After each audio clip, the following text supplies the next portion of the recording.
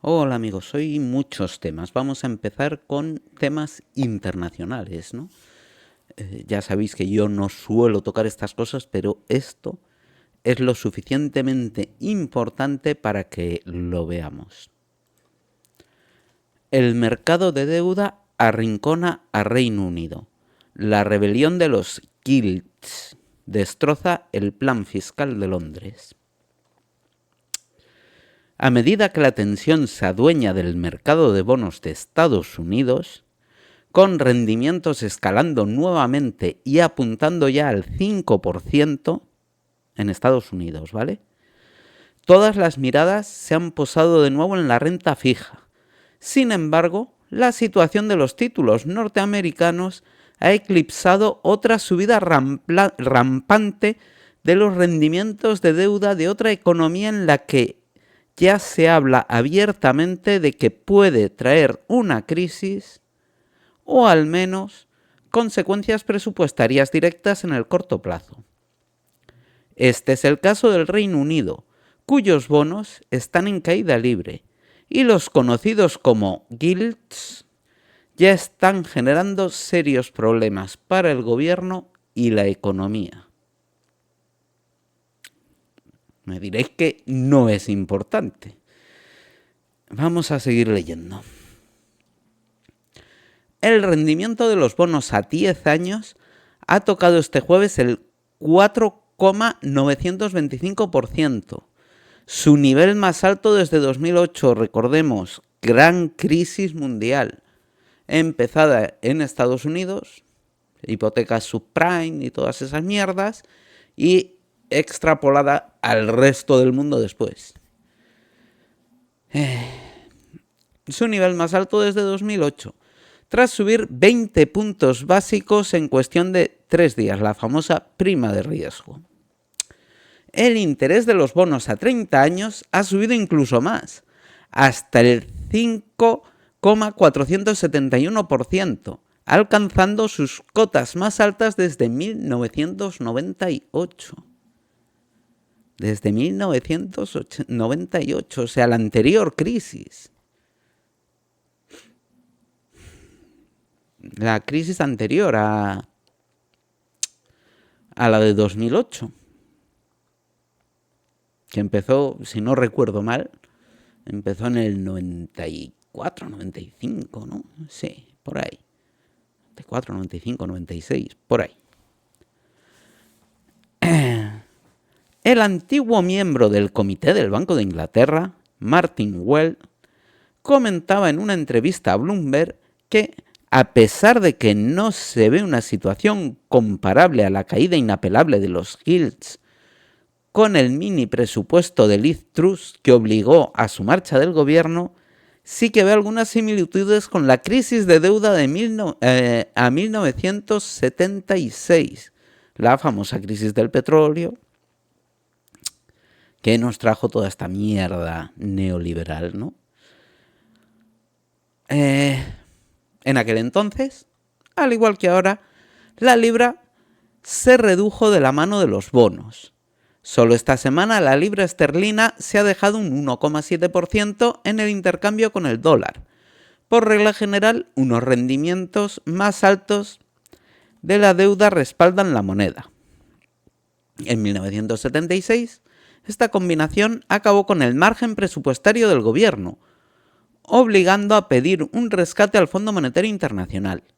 Ahora la situación no está en límite, pero según sus cálculos, el aumento de la deuda amenaza con acabar con las 9.900 millones de libras de margen del presupuesto en una actualización que se daría en marzo.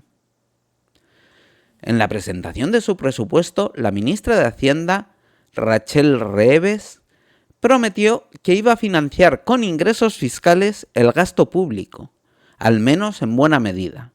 La idea era mantener una sólida inversión pública al tiempo que eliminaba el potente déficit fiscal de 23.000 millones que se financió con una gran subida de impuestos. En ese sentido, se impuso un margen de endeudamiento limitado para su plan con unas metas de financiación a través de la deuda para el año 2030.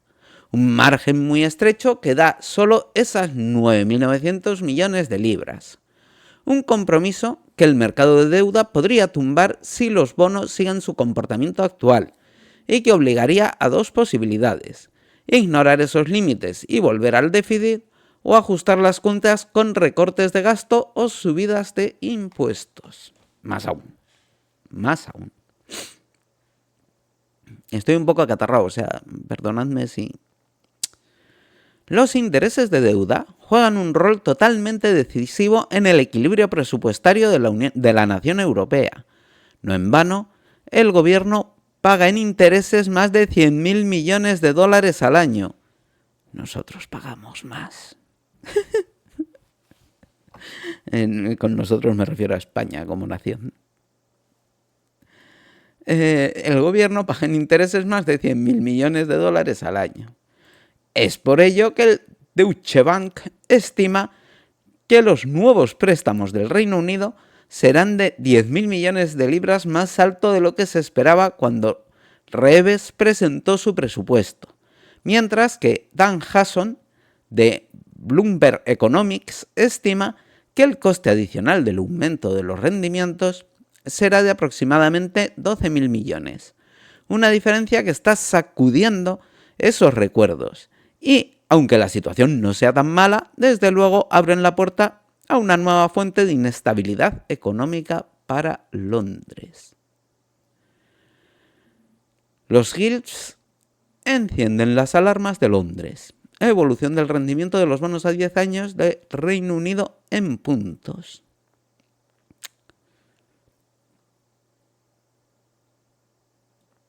Esto es el último año, ¿vale? Los intereses del último año ya estaban altos desde el principio, pero claro, ahora es un punto más que a principios de año. Un punto. Desde 1976 no hemos visto una combinación tóxica de una caída abrupta de la libra esterlina y un aumento de los tipos de interés a largo plazo, lo que llevó al rescate del Fondo Monetario Internacional, dijo Wale, ahora profesor de economía en el King's College de Londres. Hasta ahora no estamos en esa posición, pero debe ser una de las pesadillas del canciller.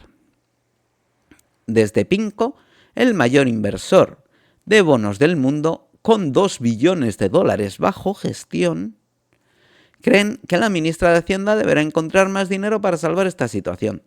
Si persisten las tendencias actuales de aumento de los rendimientos y desaceleración del crecimiento, aumentarán las posibilidades de que el gobierno recorte el gasto o aumente los impuestos para cumplir con sus nuevas reglas fiscales.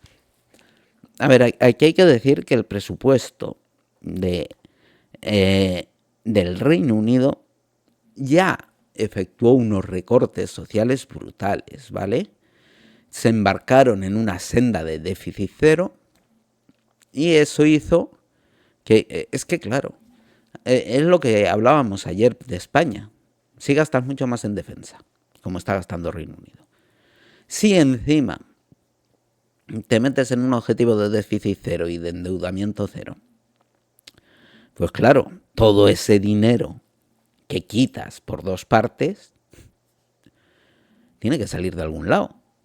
Y sale o bien de subidas de impuestos que Reino Unido las ha aplicado, o bien de recortes sociales que Reino Unido los ha aplicado. Y al parecer, pues quieren aplicar muchos más aún, ¿vale?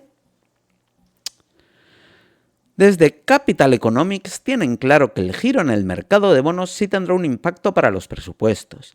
El margen de maniobra de Rachel Reeves se está reduciendo rápidamente a medida que aumentan los rendimientos de los bonos del Estado a largo plazo. En medio de una ola de ventas de bonos a nivel mundial, comenta Ruth Gregory, economista en jefe para Reino Unido de la firma. Según comentaba la experta, solo los recientes movimientos ya habrían reducido el margen presupuestario en cerca de 1.000 millones de libras. El mismo primer ministro de Reino Unido ha sido llamado al Parlamento para responder a este tema de forma urgente este viernes para responder... Joder, dos responderes ahí casi juntos. ¿A cuál será la respuesta sobre la creciente presión de los costes de endeudamiento en las finanzas públicas, comentaba Reuters. El secretario jefe del Tesoro, Darren Jones, en la Cámara de los Comunes ha respondido a esta preocupación alegando que los mercados de bonos del Estado británico siguen funcionando de forma ordenada. Es normal que el precio y los rendimientos de los bonos del Estado varíen cuando hay movimientos más amplios en los mercados financieros. ¿Por qué están cayendo los bonos? La reciente subida de los rendimientos en los bonos británicos ha venido en buena medida por la liquidación masiva que se produjo en el mercado de renta fija a nivel global, destacando Estados Unidos y la propia Reino Unido.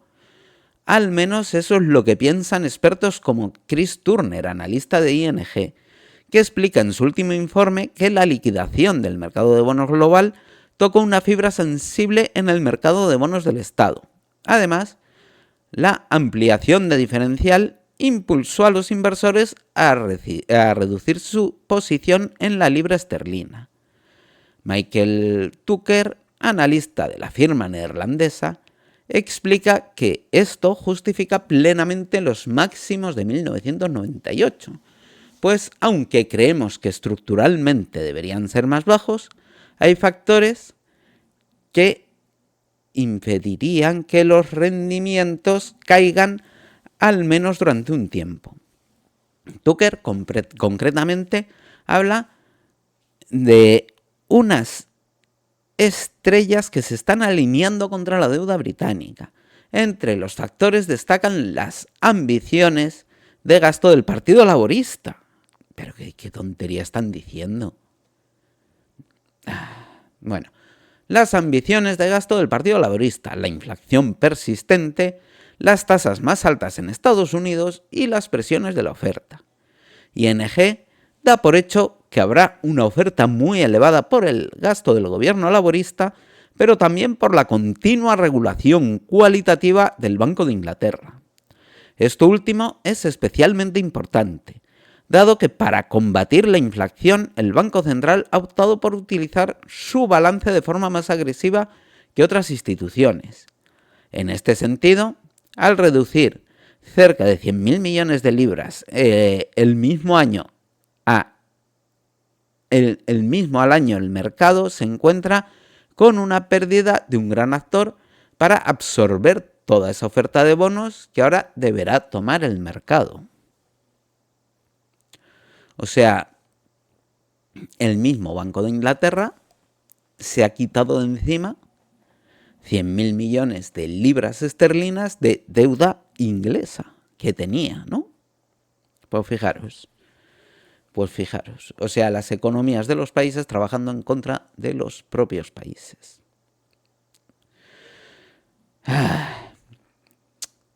La situación podría volverse especialmente sombría para los bonos y los datos de empleo de Estados Unidos son especialmente sólidos. En este sentido, creen que a diferencia de las horas más oscuras con Liz Truss, ahora hay una buena demanda extranjera, lo que reduce los riesgos de una crisis similar. Por lo tanto, descartan ventas masivas. Desde BNY también niegan una posible comparación con esa experiencia. Ya hemos visto caídas en los bonos. En algún momento se tocará fondo, pero a pesar de que hay problemas en Reino Unido, creo que comparar la situación con 2022 es exagerar. Aunque ven sin duda un impacto claro de los bonos de Estados Unidos en sus homólogos al otro lado del Atlántico, los mayores rendimientos de los bonos del Tesoro de Estados Unidos también han contribuido significativamente al aumento de los rendimientos, comentan desde ING. El motivo es que el creciente aumento de los rendimientos de los bonos del Tesoro de Estados Unidos es coherente con nuestras preocupaciones sobre las presiones inflacionarias bajo el presidente electo de Estados Unidos, Donald Trump, y los altos déficits gubernamentales. Desde PIMCO coinciden en que Estados Unidos está siendo clave para explicar esta situación, aunque factores específicos del Reino Unido, como el presupuesto, han contribuido al aumento, La mayor parte del incremento ha sido impulsado por los aumentos en los rendimientos de los bonos del Tesoro estadounidense durante el mismo periodo, explicaba la firma en una entrevista a Reuters. Unos títulos más baratos y con mejores rendimientos en Washington suponen un imán para los inversores de renta fija, que, en otro caso, podrían haber optado por los gilts. Esto se sumaría, según Pinko, a los problemas que existen en Reino Unido, tanto el crecimiento más débil como las tasas de interés más altas que ejercen presión sobre las finanzas públicas. En ese sentido, creen que el mercado de deuda británico podría enfrentarse a un verdadero match ball este viernes. Desde TDT Securities comentan que la situación podría volverse especialmente sombría para los bonos si los datos de empleo de Estados Unidos son especialmente sólidos. Esta perspectiva daría fuerza a la Fed para mantener algo los tipos, arrastrando los rendimientos del bono estadounidense y, en consecuencia, llevándose con ellos a los gilts en ese proceso. En cualquier caso, ya no es un tema que afecta a los inversores. Reino Unido empieza 2025 jugándose su estabilidad presupuestaria en el mercado de bonos. Aunque esté lejos de una crisis, sobrevivir a la rebelión de los gilts podría ser clave para los planes de un partido laborista que se ha encomendado a estos presupuestos para reactivar la economía del país en un momento complicado. Bueno, pues los británicos... perdonad un momento.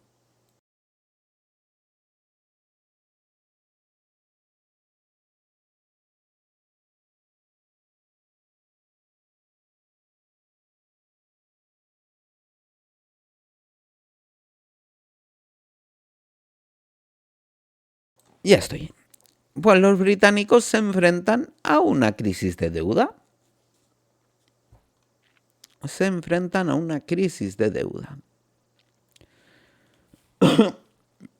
Que al parecer también está apareciendo en Estados Unidos. Yo me pregunto qué pijo es un gilts. Vamos a ver qué es un gilts. Copiar. ¿Qué son los gilts en Reino Unido?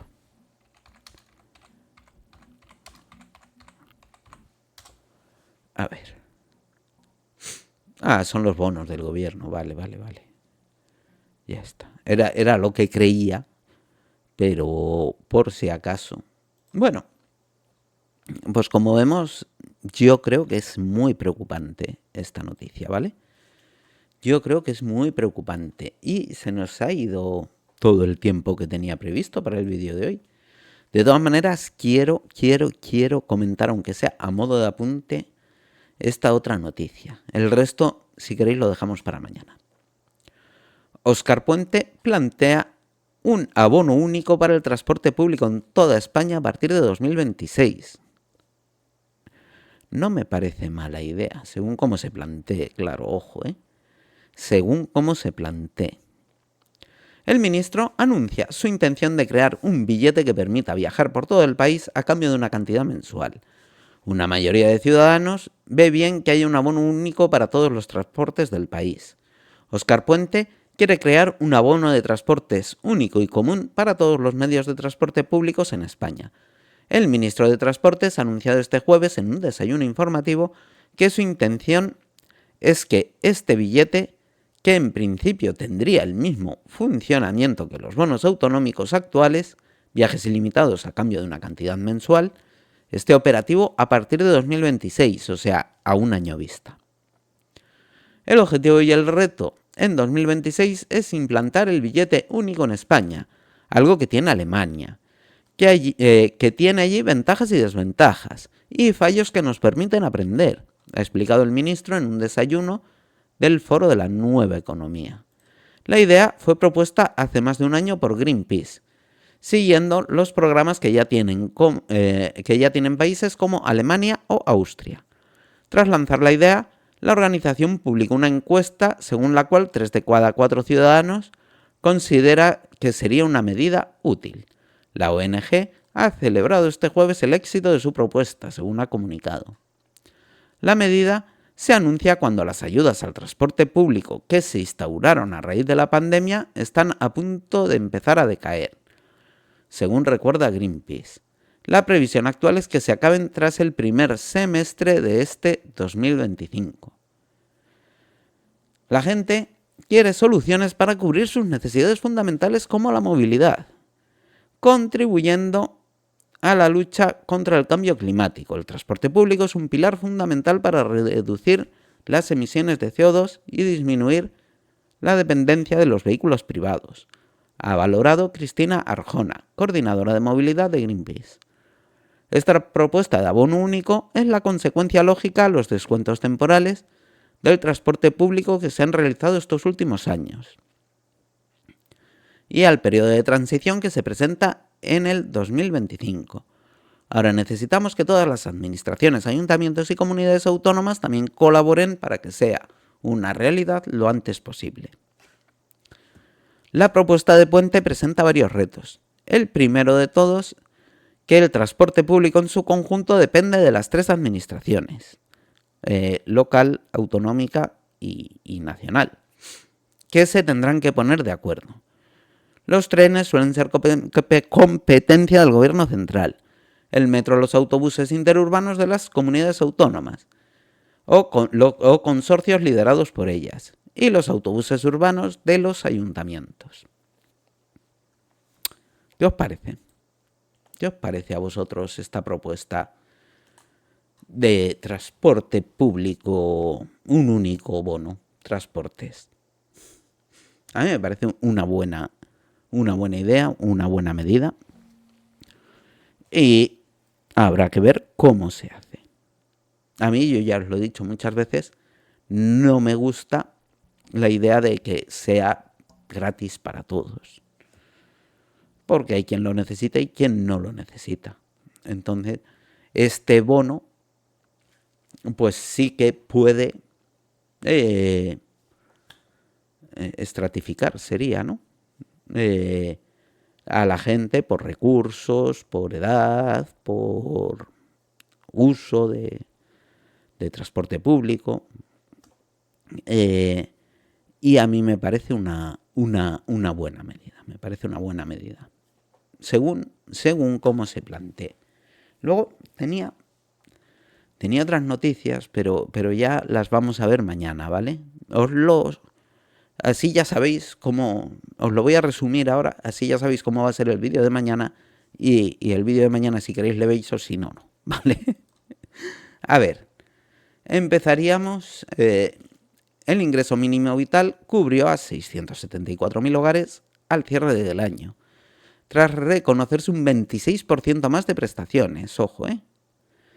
O sea, no, creo que no llegamos al 50% de la gente que lo necesita, pero han subido mucho con respecto al año pasado. El año pasado solo lo recibían un 36% de la gente que lo necesitaba, ¿no?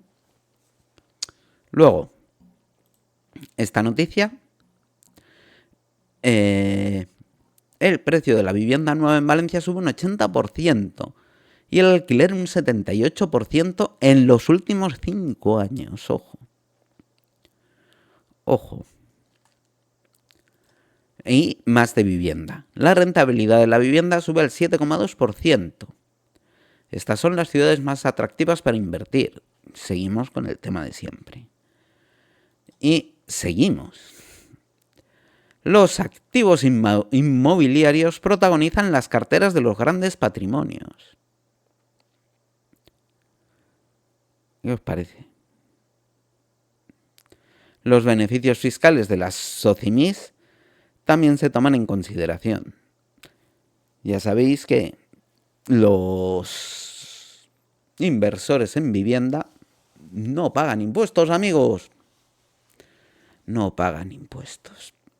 Ay, qué demencia. O pagan muy, muy poquitos. Entonces, estas tres noticias juntas, para mí, hacen un todo. digamos, hacen que veamos un panorama general muy, muy, muy inquietante. Y bueno, pues nada más, porque ya son 25 minutacos de vídeo. Mis vídeos duran como un telediario, últimamente. Es tremendo.